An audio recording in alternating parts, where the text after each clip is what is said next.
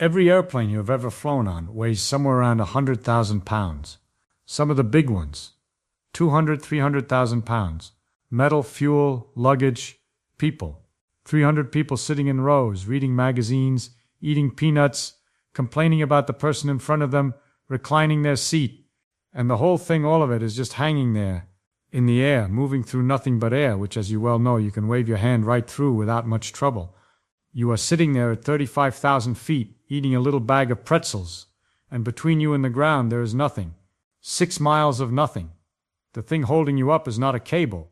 It is not a balloon. It is not magic. It is a physical interaction between a shaped piece of metal and the surrounding air. And that interaction has to generate a force equal to the entire weight of the airplane continuously for hours. One moment of failure, and you are a rock. So it seems like the kind of thing you ought to understand. And if you ask somebody how it works, if you corner a physics teacher, a pilot, your uncle who once read a book about airplanes, 9 times out of 10 you will get the same answer. They will say, well, you see, the wing is shaped so that the top is curved and the bottom is flat.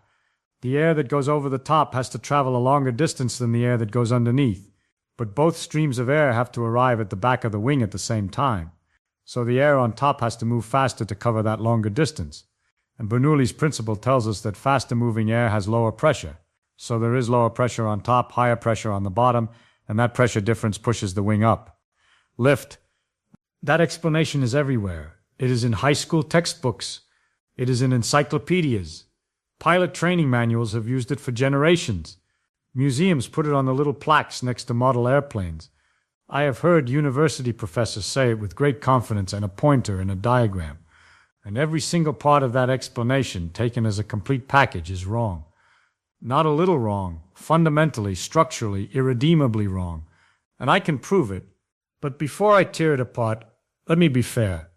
Because the people who teach this story are not stupid.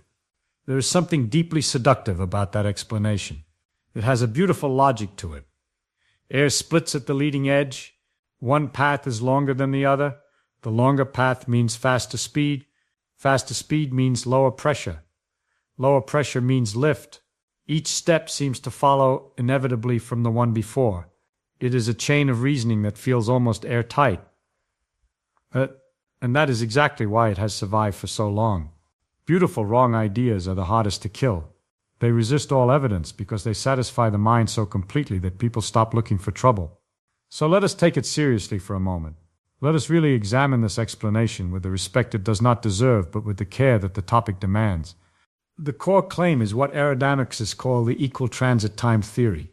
Sometimes people call it the longer path theory.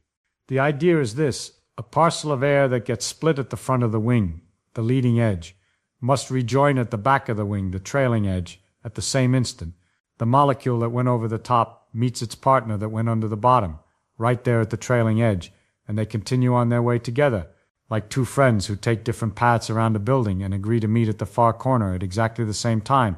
One takes the short way through the alley, the other takes the long way around the block, but somehow they both arrive together. Sounds reasonable, does it not? Sounds almost obvious. Why would the air not rejoin? It's split apart. It should come back together. There is a pleasing symmetry to it. But here is the first crack. Ask yourself why. Why must the air rejoin at the trailing edge? What physical law demands this? What equation predicts it? Think carefully.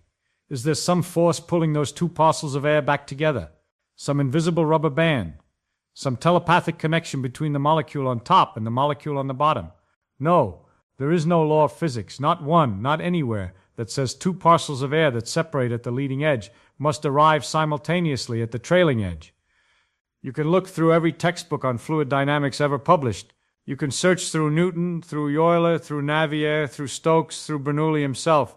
You will not find such a law. It does not exist. It was never derived. It was never proven. It was assumed. Somebody somewhere thought it sounded right and wrote it down, and then everybody copied it. And this is not a minor quibble. This is not me being pedantic about the edges. This is the foundation of the entire explanation. And everything that follows, the faster speed on top, the lower pressure, the calculated value of the lift, all of it depends entirely on this one assumption. Pull out this one brick and the whole building collapses. And the brick is made of air. Now somebody might say, all right, fine, maybe there is no strict law, but maybe it is approximately true. Maybe, in practice, even if there is no law commanding it, the air just happens to rejoin roughly at the trailing edge. Some things in nature are like that. Things settle into patterns without being forced into them. So people have tested this. You can do it yourself if you have a wind tunnel and some smoke, or you can look at computational simulations that solve the actual equations of fluid flow. You release two streams of air side by side at the leading edge, one going over the top, one going under the bottom, and you track them to see where they are when they reach the trailing edge. What you find is striking. The air over the top does not just barely beat the air underneath. It arrives dramatically sooner. The parcel that went over the top is already long gone, well past the trailing edge by the time its partner from the bottom surface finally shows up. The velocity over the top of a real wing at a real angle of attack is far, far higher than the equal transit time theory predicts. The two parcels do not rejoin. They are not even close. They are not in the same zip code. So the very first premise, equal transit time, is not just wrong. It is spectacularly wrong. It is wrong by a large, measurable, embarrassing margin. But it gets worse. The explanation relies on the wing having a longer curved top surface and a shorter flat bottom. That is how you get the path length difference that supposedly drives everything. So consider a symmetric airfoil. A wing whose cross-section is perfectly symmetric, same shape on top and bottom, same curvature, same path length. According to the equal transit time theory, this wing should produce exactly zero lift. No path length difference, no speed difference, no pressure difference, no lift. Except symmetric airfoils fly beautifully. They generate plenty of lift. You tilt them a little bit, give them what we call an angle of attack, and up they go. You can watch them in a wind tunnel. You can fly an airplane with symmetric wings. The theory says it is impossible. The wing says otherwise. And it gets even worse still. Airplanes can fly upside down. Aerobatic pilots do it all the time. They roll the airplane inverted and just keep going. When the plane is upside down, the curved surface is now pointing toward the ground and the flatter surface is on top. According to the equal transit time theory, the lift should now push the airplane downward into the ground faster. But of course the plane flies perfectly well upside down. The pilot adjusts the angle and everything works. The theory predicts the opposite of what happens. That is about as wrong as a theory can get. Or think about a paper airplane. A flat sheet of paper folded into a dart. There is no curve on top.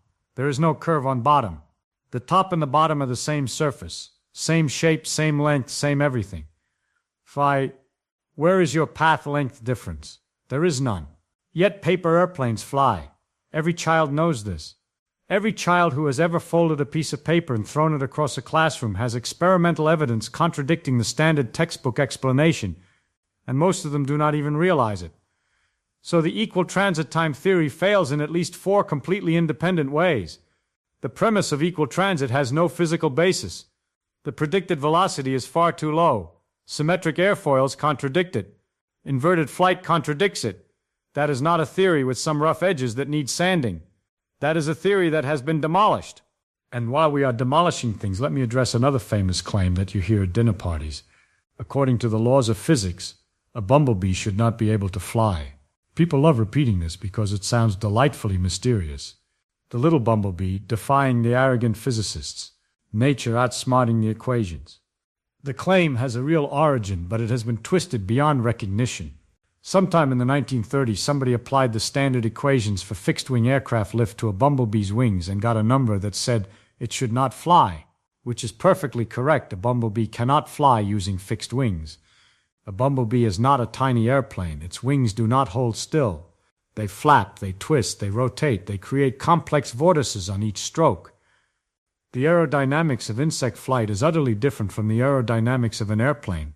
When you apply the correct equations, the ones designed for flapping, rotating, unsteady flow, the bumblebee flies just fine. There is no mystery. There was never a mystery. There was only somebody using the wrong formula for the situation. It is like calculating the area of a triangle using the formula for a circle, and then announcing that triangles are geometrically impossible. The formula is not wrong. You are using the wrong formula. Both myths, the airplane one and the bumblebee one, spring from the same era, taking a simplified model too seriously and then blaming physics when reality disagrees with the simplification.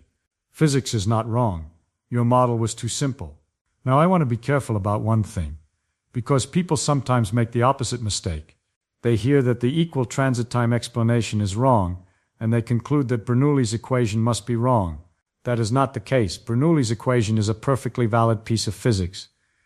It relates pressure and velocity in a flowing fluid.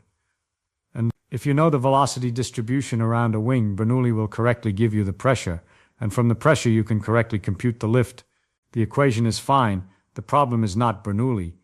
The problem is the equal transit time assumption, which people use to guess the velocity, and the guess is wrong. Way wrong. Bernoulli is innocent.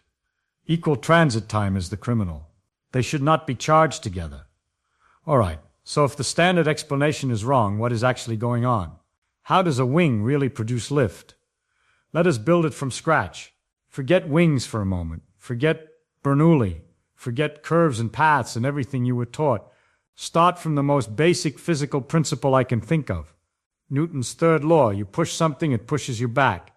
Action and reaction, equal and opposite. You have done this experiment yourself, I guarantee it. You are riding in a car on the highway. You stick your hand out the window. You flatten your hand so it is parallel to the road. Not much happens. A little bit of drag maybe, the air pushing your hand backward. But the air flows over your hand and under your hand pretty smoothly, and there is no force pushing you up or down. But now tilt the front edge of your hand up. Just a few degrees. Immediately you feel a powerful force shoving your hand upward. It is startling how strong it is. You have to fight it with your muscles to keep your hand steady. What happened? Your hand, tilted at an angle to the oncoming air, is deflecting that air downward.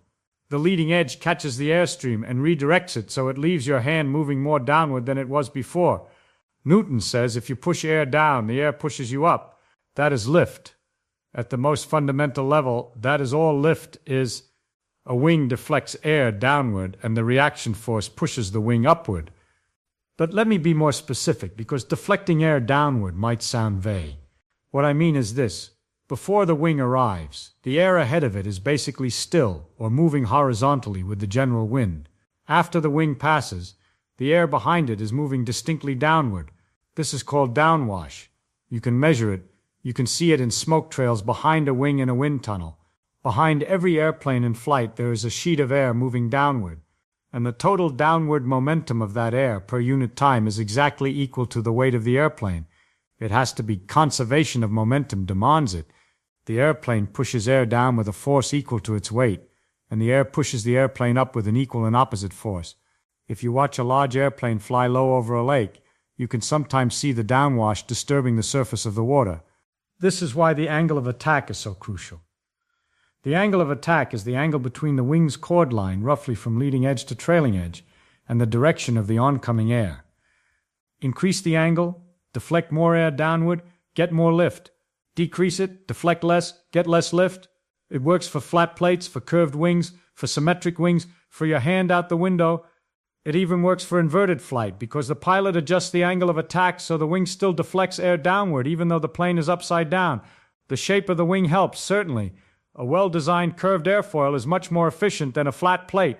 It generates more lift for less drag at a given angle. But the fundamental mechanism is always the same. Deflect air downward, get pushed up. There is also a maximum. You cannot keep tilting the wing steeper and steeper and getting more and more lift forever. At some critical angle, typically around 15 to 20 degrees for most airfoils, the smooth flow over the top of the wing can no longer follow the surface. It detaches, it separates. The smooth attached flow is replaced by a turbulent, chaotic mess. The lift drops precipitously, and the drag shoots up. This is called a stall. It is what happens when a pilot pulls back too hard on the controls. The wing exceeds its critical angle, the flow separates, and instead of a nice smooth pressure distribution, you get chaos. This is dangerous, obviously, and pilots spend a lot of time learning to recognize and recover from stalls. This Newtonian picture is correct and important, but it is incomplete in a way that matters. And I should mention something interesting here. When the Wright brothers were working out how to build their airplane in the early 1900s, they did not have Prandtl's boundary layer theory. They did not have the Kutta-Joukowsky theorem. They did not have any correct theoretical explanation of lift. What they had was a wind tunnel, a homemade one built in the back of their bicycle shop. And they had patience. They tested over 200 different wing shapes, measuring the lift and drag of each one. They built tables of data. They worked empirically, by experiment, by trial and error. They got it right, not because they understood the theory, but because they measured carefully and let the data guide them. The theory came later. The airplane came first, which is a humbling reminder that understanding why something works is not always a prerequisite for making it work. But it helps. It helps enormously once you have it to make things work better.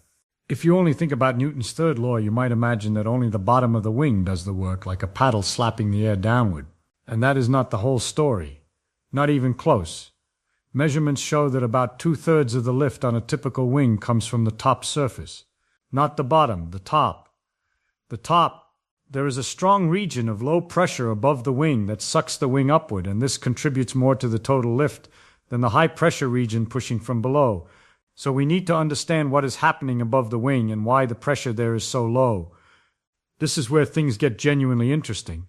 And a little surprising, air is sticky. I know that sounds absurd. You walk through air every day and it does not feel sticky. But at the molecular level, air molecules interact with surfaces in a very specific way. Right at the surface of the wing, the air velocity is zero. The air literally does not move relative to the wing at the point of contact. This is not an approximation, not a simplification. It is one of the most fundamental and well-verified facts in fluid dynamics. It is called the no-slip condition. Think of it this way. Imagine you have a deck of cards. The bottom card is glued to the table. You push the top card forward. Each card drags the one below it a little bit. You get a gradient, a smooth transition from moving at the top to stationary at the bottom. That is what happens to air near a wing surface. Right at the surface, the air is still, a fraction of a millimeter away. It is moving a bit. A few millimeters away, it is moving faster. And eventually, maybe an inch from the surface at cruising speed, the air reaches the full velocity of the oncoming flow. This thin region of velocity transition is called the boundary layer. Think of it this way. Imagine a river flowing past a bank. And it's right at the bank. The water is not moving. It is held in place by the mud and the rocks. But a foot out from the bank, the water is drifting slowly. 2 feet out, it is moving faster. In the middle of the river, it is flowing at full speed. There is a gradient, a smooth transition from zero velocity at the bank to full velocity in the main stream. The boundary layer in air over a wing is the same idea, except the layer is incredibly thin and the fluid is air instead of water. The boundary layer on an airplane wing at cruising speed is astonishingly thin, less than an inch in most places, sometimes just a few millimeters near the leading edge. A sliver, a whisper of sluggish air clinging to the aluminum. And you might think, well, something that thin cannot possibly matter much.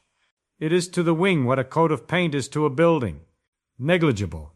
You would be spectacularly wrong. That thin layer changes everything about the flow. It is one of the great surprises of 20th century physics that something so small could have such enormous consequences. And this brings us to one of the great intellectual breakthroughs in the history of physics, courtesy of a German physicist named Ludwig Prandtl.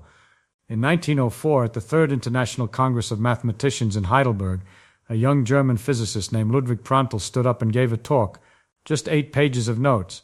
Nobody in the audience had any idea they were witnessing the birth of modern aerodynamics. Prandtl's insight was breathtaking in its elegance. For over a century, people had been stuck. On one side, they had beautiful inviscid flow theory that was mathematically tractable but gave absurd answers like zero drag. On the other side, they had the full viscous equations of Navier and Stokes, which were correct but impossible to solve for any practical problem. Prandtl broke the deadlock by dividing the world in two. Far from the wing, the air behaves almost as if it has no viscosity at all. The inviscid equations work beautifully there. But very close to the surface, in that thin boundary layer, viscosity dominates, and you must account for it. The equations in the boundary layer are simpler than the full Navier-Stokes equations because the layer is so thin. By solving the boundary layer equations near the surface and the inviscid equations everywhere else, and stitching the two solutions together, you can get answers that match reality. 8 pages, and it opened up the entire field. People rightly call Prandtl the father of modern aerodynamics. Before Prandtl, the theorists and the experimentalists were living in different worlds. The theorists working with inviscid equations could not predict drag. The experimentalists measuring actual forces on wings and bodies had numbers the theorists could not explain. Prandtl built the bridge between them. He showed how a vanishingly thin layer of viscous fluid could produce effects that the bulk inviscid theory completely missed. What the boundary layer does, in practical terms, is this. Because of viscosity, the flow over the wing has to obey certain constraints. It has to leave the trailing edge smoothly. It cannot whip around the sharp trailing edge from the bottom to the top. The viscous forces in the boundary layer prevent that sharp turn. Instead, the flow separates cleanly at the trailing edge. This smooth departure is called the Kutta condition, named after the German mathematician Wilhelm Kutta. When the wing first starts moving, when the airplane begins its takeoff roll, the flow initially tries to wrap around that sharp trailing edge. For a brief moment it tries, but it cannot sustain this. The viscous forces in the boundary layer cause the flow to separate, and a small spinning vortex gets shed off the trailing edge.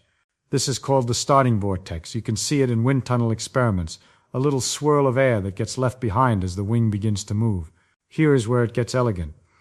There is a theorem in fluid dynamics called Kelvin's circulation theorem. It says that in an inviscid fluid, the total circulation, the total amount of rotation in a closed region of fluid cannot change over time. When the starting vortex is shed with a certain amount of spin in one direction, an equal and opposite amount of spin must develop elsewhere. And where does it develop? Around the wing itself. This is called a bound circulation. Circulation is a strange concept if you have not encountered it before. It does not mean the air is spinning around the wing like water in a bathtub drain. There is no visible swirl. What it means is that if you trace a mathematical loop around the wing and add up the velocity of the air along that loop, component by component, the total is not zero. There is a net push in one direction around the loop. It is a property of the flow pattern, not a visible rotation. And this circulation, this mathematical property, is directly responsible for lift. There is a beautiful theorem, the Kutta-Joukowsky theorem, developed independently by Wilhelm Kutta and the Russian physicist Nikolai Joukowsky in the early 1900s. The theorem says that the lift per unit span of the wing is exactly equal to the fluid density times the free stream velocity times the circulation. Three quantities multiplied together, and you get the lift. That is the whole formula. Density times velocity times circulation. It is one of the most elegant results in all of fluid dynamics. If you know the circulation, you know the lift. If you know the lift, you know the circulation. They are locked together by this simple, exact relationship. What makes this remarkable is how universal it is. The theorem does not care about the specific shape of the airfoil. It does not care whether the wing is thick or thin, curved or symmetric. As long as you know the circulation, you know the lift. All the complexity of the flow, all the details of the pressure distribution and the velocity field boil down to a single number, the circulation. So the chain of cause and effect goes like this. The wing moves through the air. Viscosity in the thin boundary layer enforces the Kutta condition at the trailing edge. A starting vortex is shed. Kelvin's theorem requires an equal and opposite bound circulation to develop around the wing. That circulation produces a pressure distribution, low on top, high on the bottom, which we can calculate using Bernoulli's equation applied to the actual velocities, not the fake velocities from the equal transit time theory, and this pressure distribution integrates to give us lift. And every step is based on real physics. Every step is measurable and verifiable. Every step follows from the equations of fluid dynamics. Both surfaces contribute. The bottom deflects air downward by direct interaction. The top, because the flow follows the curved surface and then curves downward toward the trailing edge, also deflects air downward. The net effect is a substantial downwash behind the wing, a region where the air is moving more downward than it was before it encountered the wing. By Newton's third law, the wing is pushed up. And critically, none of this requires the equal transit time assumption. None of it requires the air to rejoin. None of it requires one path to be longer than the other. It all follows from the real physics of viscous flow, boundary layers, and the Kutta condition. Now let me take you somewhere strange, somewhere that will make you uncomfortable. Back to the 18th century, to one of the most embarrassing results in the history of physics. In 1752, a French mathematician named Jean Le Rond d'Alembert did a calculation. D'Alembert was brilliant. He was one of the editors of the great encyclopedia, the monumental reference work of the French Enlightenment. and he was a superb mathematician. He asked what seemed like a simple question: what force does a fluid exert on a body moving through it at constant speed? He used the best theory available: incompressible, inviscid potential flow, a perfectly smooth, perfectly frictionless fluid. He set up the equations, he did the integral around the body, he checked his work, and he got an answer that horrified him. Zero. The net force was zero, not just the lift, the drag too. A body moving at constant speed through a frictionless fluid experiences no resistance whatsoever. No drag, no lift, nothing.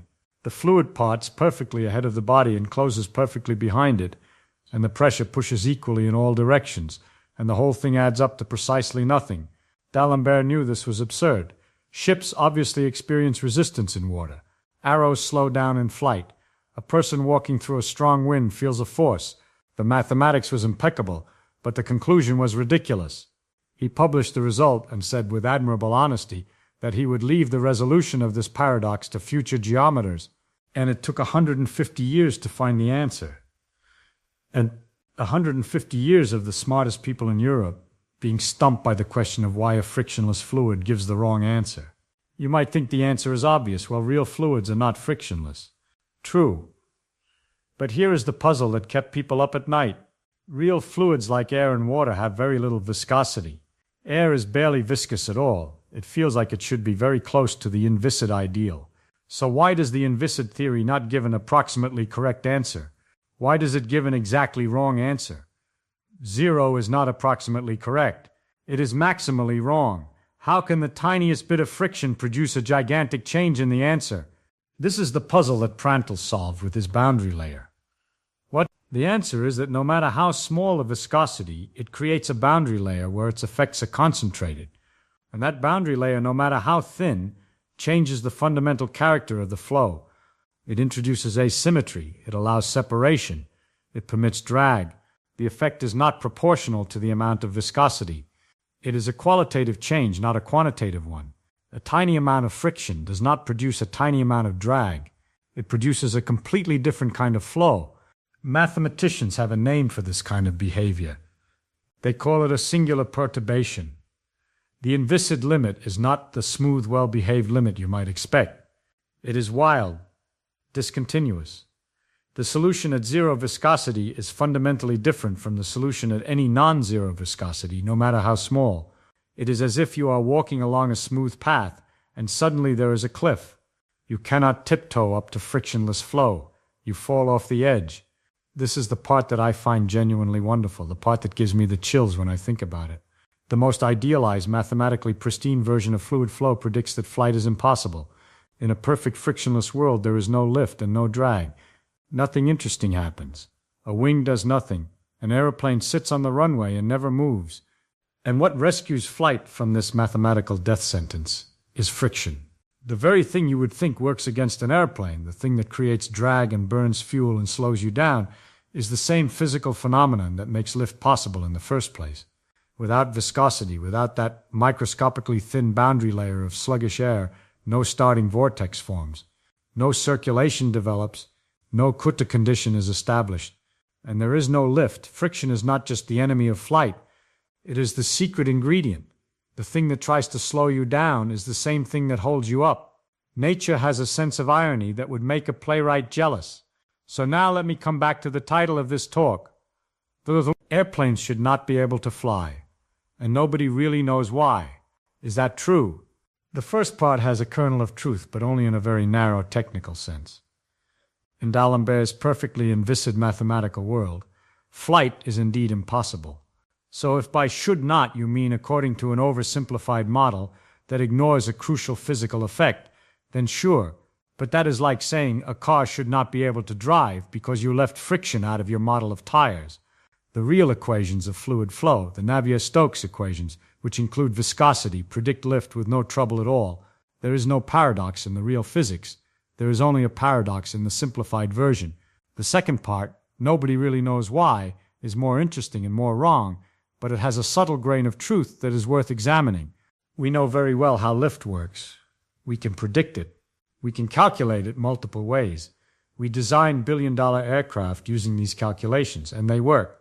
Every commercial airplane ever built was designed using equations and computer simulations that correctly predict the lift. If nobody knew why planes fly, we would have stopped building them a long time ago. But the equations we use, the Navier-Stokes equations, present a deep mathematical mystery that is worth understanding. These equations were first written down by Claude Louis Navier in 1822 and refined by George Gabriel Stokes a couple of decades later. They describe how the velocity and pressure of a viscous fluid evolve in time and space. They account for everything: viscosity, inertia, pressure gradients, compressibility, if you include it, even the chaotic behavior we call turbulence. As far as we know, they are the correct and complete description of how ordinary fluids behave.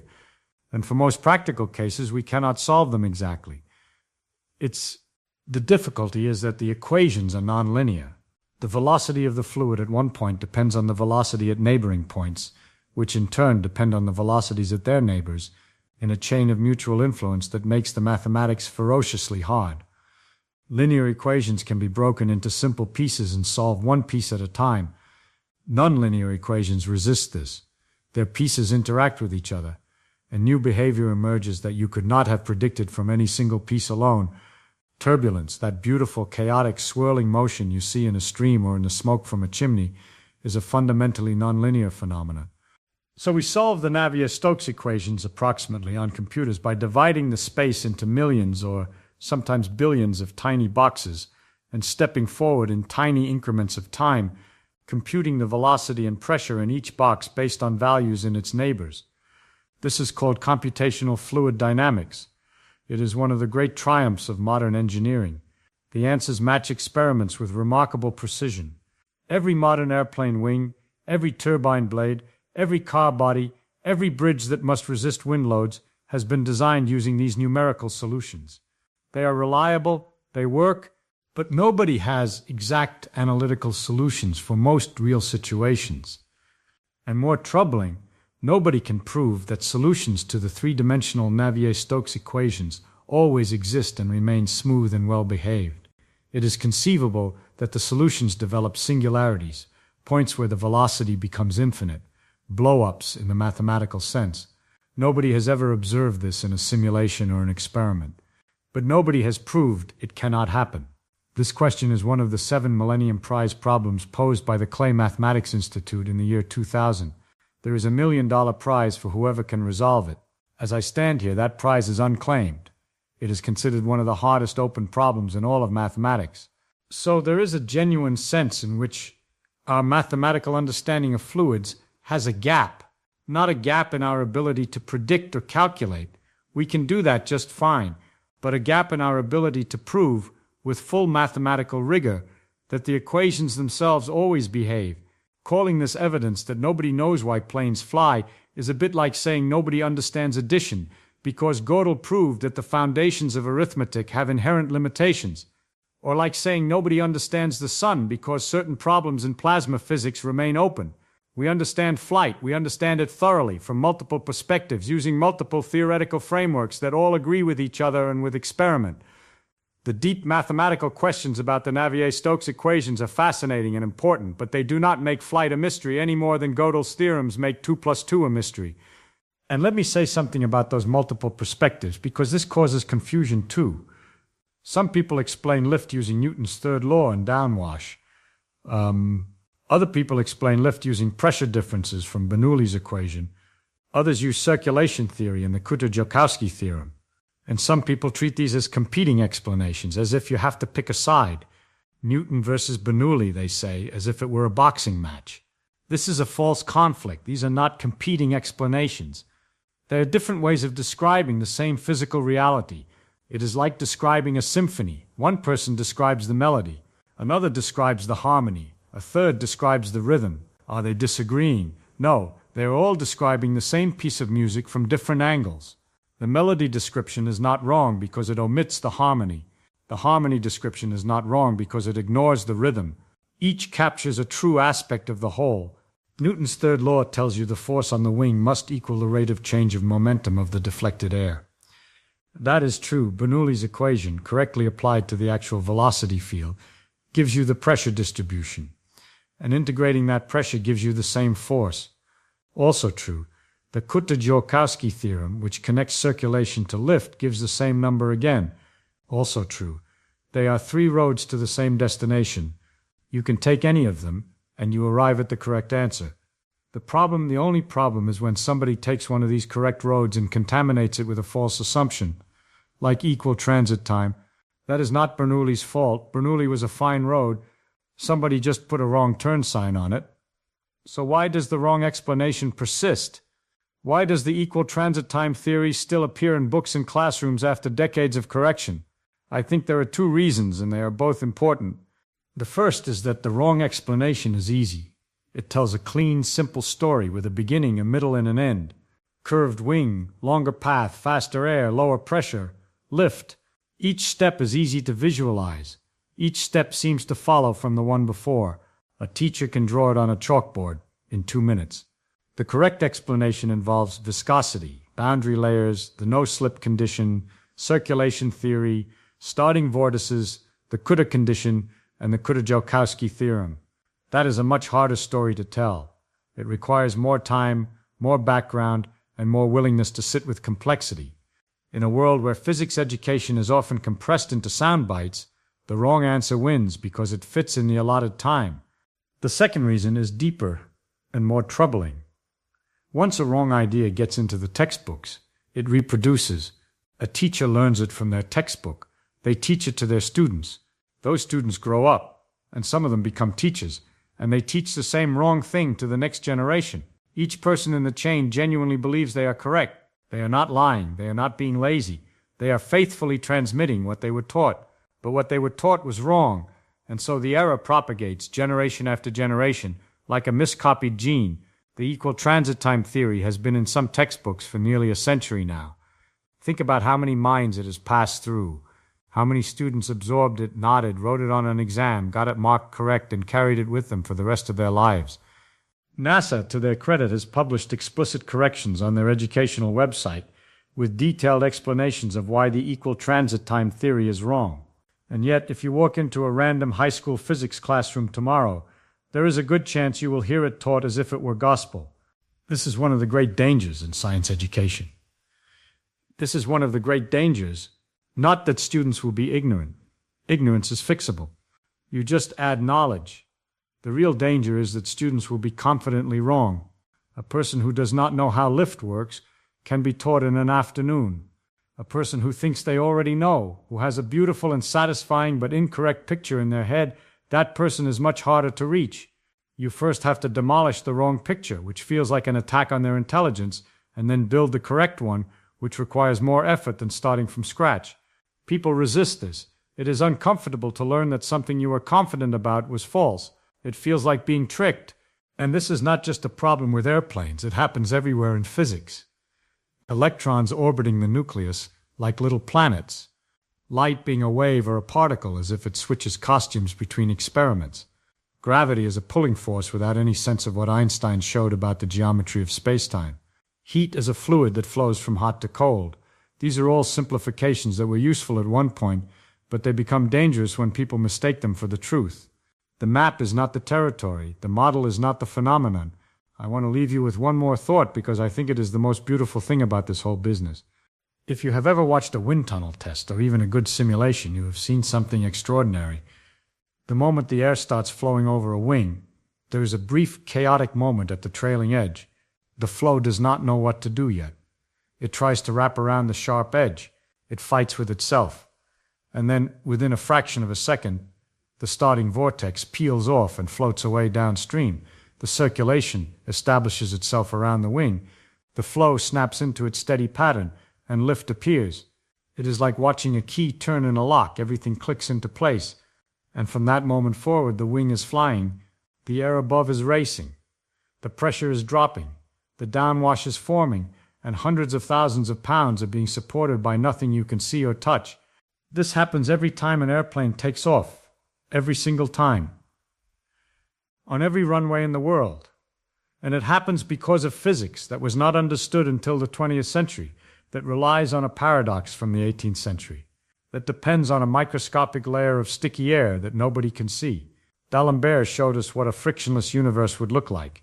No drag, no lift, No interesting fluid behavior at all. Just air sliding past objects with mathematical perfection and absolute sterility. Nothing happens.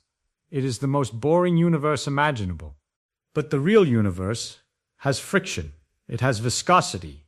It has boundary layers and turbulence and starting vortices and all these complicated, messy, difficult to calculate effects. And those messy effects, those deviations from the clean mathematical ideal, are precisely what make flight possible. What make weather possible, what make ocean currents sweep across thousands of miles, what make the smoke from a candle curl upward in those gorgeous, intricate spirals that have fascinated people since the beginning of time. The deviations from perfection are where the interesting physics lives. The idealized model is useful, sure. It is a starting point. But the places where reality refuses to be simple, the places where the real behavior diverges from the idealized prediction, those are the places where you find out what nature is actually doing, as opposed to what you assumed it was doing. 100,000 pounds of metal, fuel, and human beings hanging in the air at 35,000 feet, held up by friction, not in spite of the messiness of the real world, but because of it. Flight is not a triumph of simplicity, it is a triumph of complexity. It works because the universe is richer and stranger and more interesting than any simple model can capture.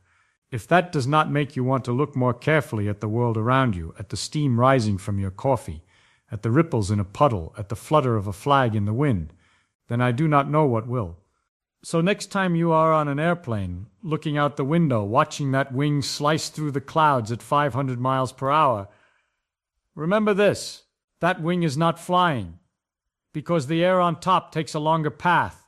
It is flying because air is sticky, because a microscopically thin layer of slow-moving air clinging to the metal surface of the wing sets off a chain of events, a vortex shed, a circulation established, a pressure distribution created that ends with 300,000 pounds being lifted into the sky, and nobody had to command the air to do any of it.